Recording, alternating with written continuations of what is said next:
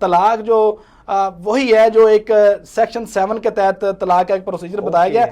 اس طریقے کے مطابق جو طلاق ہوگی، جو ضابطے کے مطابق ہے وہی طلاق ہے۔ وہ طلاق کا طریقہ یہ ہے کہ جو مرد اپنی بیوی کو طلاق دینا چاہتا ہے وہ اپنی بیوی کو کسی بھی طرح سے طلاق دینے کے بعد، جیسا کہ ہم نے دیکھا ہے میسیج پہ طلاق دے دیتے ہیں، زبانی طلاق دیتے ہیں، کسی بھی طرح سے طلاق دینے کے بعد وہ چیئرمین یونین کونسل کو نوٹس کرے گا کہ جناب میں نے اپنی بیوی کو طلاق دے دی ہے، لہذا اتنی دیر ہوگی ہے، میری عدت پوری ہوگی ہے، مجھے طلاق کا مؤثر سرٹیفکیٹ جاری کیا جائے۔ یہ ضابطہ بنانے کا مقصد بھی یہ تھا کہ پہلے یہ ہوتا تھا کہ پہلے زبانی ہی نکاح ہوتے تھے، زبانی ہی طلاقیں ہوتی تھی، لیکن لوگ طلاق دے کے یا نکاح کر کے مکر جاتے تھے۔ اسی وجہ سے اس کے لیے ایک سسٹم بنایا گیا، اس کے لیے ایک ضابطہ بنایا گیا تاکہ لوگ اس ضابطے کی